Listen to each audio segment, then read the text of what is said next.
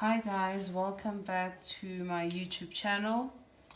So since we already started with Newton's first law and second law, this video is just concept for Newton's third law. So this topic is usually, since it's a short topic, it's usually, or subtopic, it's usually integrated with other topics. So you'll find it coming up in, for instance, universal gravitation. You'll find it coming up in Newton's second law, Newton's first law. So it's usually, you'll even find it coming up in electrostatics. It's integrated, which means they just mix it up or bring it in when we are doing other topics where you have to identify what we call action-reaction pairs. So Newton's third law just states that when an object A, specific object A, exerts a force on an object B, then object B simultaneously exerts an oppositely directed force of equal magnitude on object A. So there's what we call action-reaction pairs. So, for instance, if you are pressing on the wall, you are exerting a force, right? An action force. You are pressing on the wall. The wall also exerts a force back to you. So that force, your action force, also results in a reaction force from the wall. So that action-reaction is what we call action-reaction pair. There's what we call properties of action-reaction pairs. So for instance, since this question or this subtopic is usually asked also in multiple choice questions, then they can easily confuse you if you don't know your properties of action-reaction pairs. What are the properties of action-reaction pairs? One, the action-reaction pair must be between different objects, right? So I cannot have an action-reaction pair in one object. So obviously, since it's happening between two different objects, then the forces do not cancel out, or they do not cancel each other out.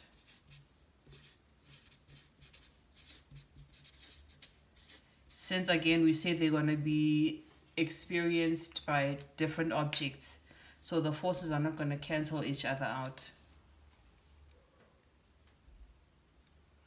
Another thing is the forces must be acting in opposite directions along a straight line. In opposite directions along a straight line, right? So this is what we call properties of action-reaction pairs.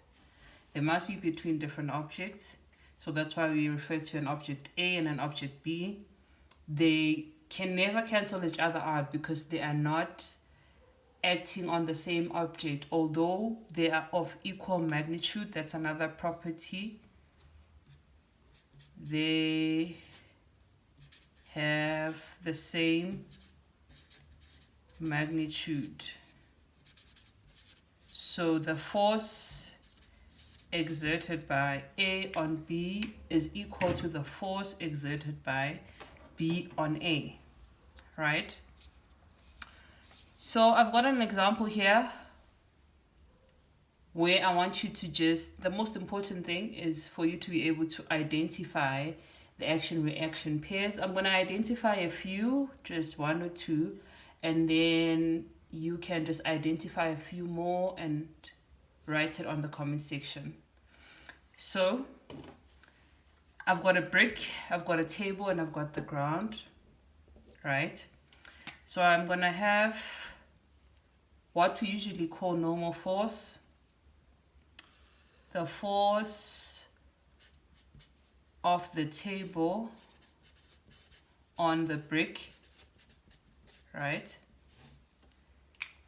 And then its action-reaction pair is going to be the force exerted by the brick on the table. So as you can see, I basically just switch the names of the two objects. So it's table on brick, that's an action force. Brick on table, that's a reaction force, right? It's an action-reaction pair.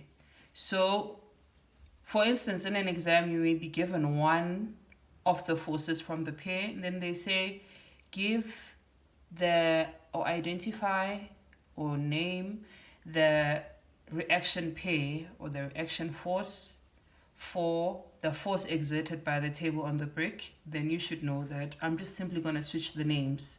So it's going to be the force exerted by the brick on the table, right?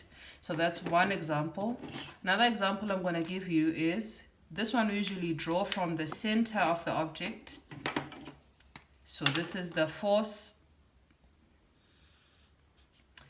exerted by the earth on the brick, right? Before, or in other instances when we introduced the action-reaction pairs, then this is what we call the weight. So in this instance, when we are doing action-reaction pairs, we always give names to our objects. Object A and B, we give names to them. So we no longer say this is a gravitational force, although it is, but we are specific. That is the gravitational force by definition is the force, or rather the weight is the force, the gravitational force exerted by the earth on an object. So now, although we're speaking about weight, but we are specific which object is exerting a force on which object. So in this instance, it's the force of the earth on the brick. And since this is gravitational force, it's always going to be acting downwards, right? And then its reaction pair is again simply switching the names of the two objects. So its reaction pair is going to be the force of, I'm running out of space here, brick on the earth. Maybe I should just write it down here to just save myself. Yeah, force of the brick on the earth, right? So those are just two of the action-reaction pairs that I'm going to give you. Just the important thing is you need to know your properties. You need to know that it has to be between two different objects. You need to know that you have to name the objects. And then when it comes to finding the reaction pair or the action-reaction pairs, you simply switch the names of the objects. I want you to just try out a few more by yourself. So we've got the ground, we've got a lot more action-reaction pairs that you can find from here. Once you've tried out a few, I think you can get another 2 or 3 more. Please just write them down on the comment section, and then I'll definitely check them out and we can discuss there. Thank you guys for tuning in. I'm going to see you guys on the next video.